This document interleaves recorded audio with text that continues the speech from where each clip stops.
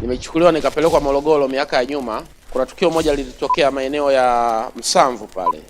Kulitokea ajali fulani ya lori la mafuta, moto ukawaka na watu wengine wakawai mafuta pale, wakateketea pale pale. Naona tukio kama hilo linajirudia. Siku ya Jumapili ya tarehe 21 mwezi wa 6 mwaka 2026 katika ibada ya kinabii yenye mlengo wa unabii unaosema mtu anayetafutwa sana na Mungu sehemu ya 3, MWB James Onea alitoa maneno ya unabii kuhusiana na ajali ya moto kutokea tena katika mkoa wa Morogoro, na haya ndio yalikuwa maneno yake. Nimechukuliwa nikapelekwa Morogoro miaka ya nyuma. Kuna tukio moja lilitokea maeneo ya Msamvu pale. Kulitokea ajali fulani ya lori la mafuta, moto ukawaka na watu wengine wakawai mafuta pale, wakateketea pale pale, si ndio? Naona tukio kama hilo linajirudia. Mtu wa Mungu, ikiwa ni siku 33 tu kupita, tumeshuhudia utimilifu wa neno hili la unabii.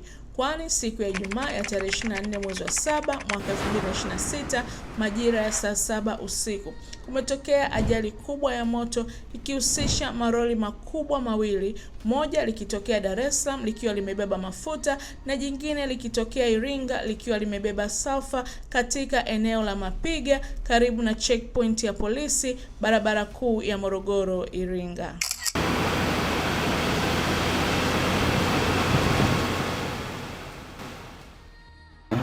Kwa majina naitwa Inspector Faraja Pazi wa Jeshi la Zimamoto na Uokoaji.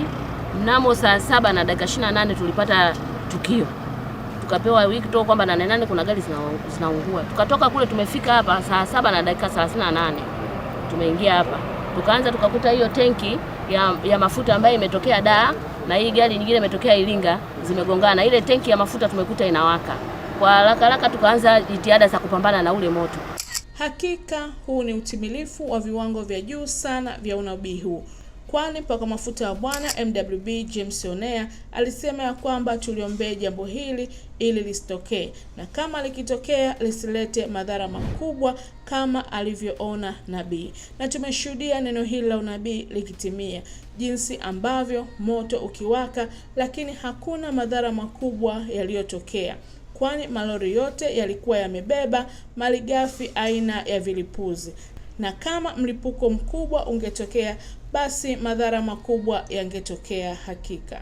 Baba, katika jina la Yesu mwana wa Mungu, mwana wa Daudi, tunakuja tena mbele zako asubuhi ya leo.